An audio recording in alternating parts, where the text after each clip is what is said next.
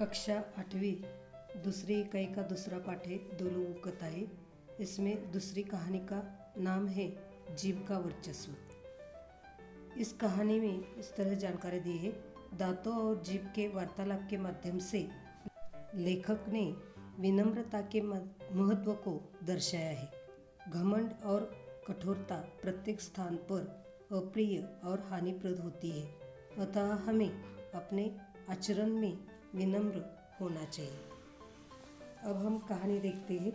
एक एक अनुच्छेद पढ़ती हूँ और उसका अर्थ बता देती हूँ। जीभ का वर्चस्व। पंक्तिबद्ध और एकजुट रहने के कारण दांत बहुत दुस्साहसी हो गए थे। एक दिन वे गर्व में चूर होकर जिह्वा से बोले, हम 32 घनिष्ठ मित्र हैं, एक से एक मजबूत। तू ठहरी अकेली, चाहे तो तुझे बाहर ही न निकलने दे। जिह्वा ने पहली बार ऐसा कलुषित विचार सुना था।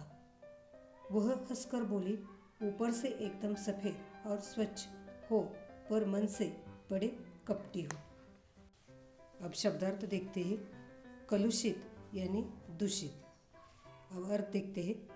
32 दांतों में एकजुट होने की वजह से वे दुस्साहसी हो गए थे।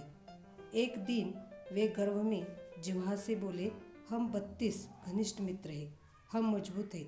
तू अकेली हो, चाहे तो हम तुझे बाहर ही न निकलने देंगे।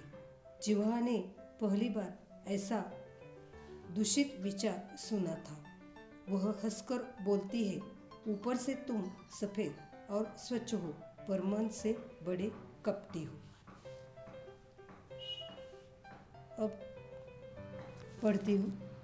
ऊपर से स्वच्छ और अंदर से काले घोषित करने वाले जीभ वाचालता छोड़ अपनी औकात में रह, हम तुझे चबा सकते हैं।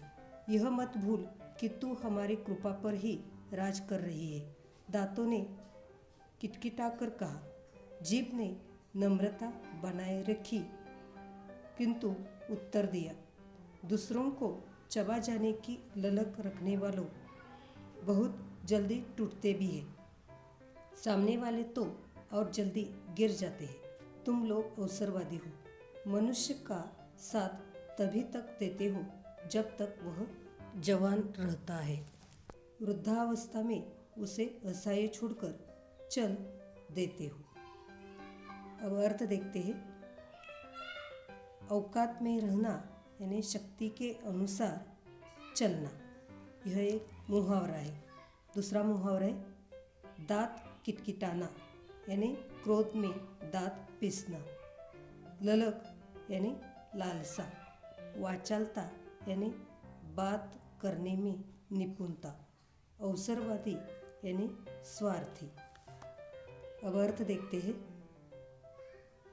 दांतों को जीभ की वाणी पसंद नहीं आई।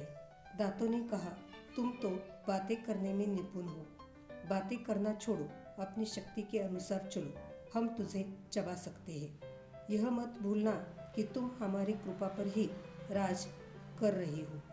दांतों ने क्रोध में आकर बोला, परंतु जीभ ने नम्रता से उत्तर दिया, तुम दूसरों को चबाना चाहते हो, वे जल्दी टूटते भी हैं।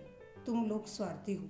मनुष्य का साथ तभी तक देते हो जब तक वह जवान रहता है, बुढ़ापे में उसका साथ छोड़ देते हो। अब किताब में देखिए। शक्तिशाली दांत भी आखिर अपनी हार क्यों मानने लगे? बोले, हमारी जड़ें बहुत गहरी है, हमारे कड़े और नुकीलेपन के कारण बड़े बड़े हमसे थर्राते हैं। जिह्वा ने विवेकपूर्ण उत्तर दिया, तुम्हारे नुकीले या कड़वेपन का कार्यक्षेत्र मुंह के भीतर तक सीमित है। विनम्रता से कहती हूँ कि मुझमें पूरी दुनिया को प्रभावित करने और झुकने की क्षमता है। अर्थ देखते हैं। शक्तिशाली दांत अपनी हार मानने के लिए तैयार नहीं। वे बोले, हमारी जड़ें बहुत गहरी है, हमारे कारण बड़े बड़े हमसे घबराते हैं। जिह्वा ने उत्तर दिया, तुम्हारे नुकीले या कड़वेपन का कार्यक्षेत्र मुंह के भीतर तक सीमित है। जिह्वा ने विनम्रता से कहा कि मुझमें पूरी दुनिया को प्रभावित करने और झुकाने की क्षमता है।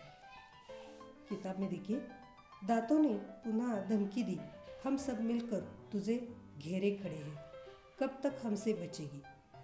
जीभ ने दांतों के घमंड को चूर करते हुए चेतावनी दी, डॉक्टर को बुलाओ, दंत चिकित्सक एक एक को बाहर कर देगा, मुझे तो छुएगा भी नहीं और तुम सब बाहर दिखाई दोगे। घमंडी दांत अब निरुत्तर थे। उन्हें कविता की यह पंक्ति याद आ गई, किसी को पसंद नहीं सकती बयान में, तभी तो दी नहीं हड्डी जबान में। घमंडी दांतों ने आखिर जीभ का लोहा मान लिया। अब शब्दार्थ देखते हैं। निरुत्तर यानी जो उत्तर न दे सके। मुहावरा है, लोहा मानना, श्रेष्ठता को स्वीकार करना। अब अर्थ देखते हैं। दांतों ने धमकी दी, हम सब मिलकर तुझे घेरे खड़े हैं, हमसे बच नहीं सकती।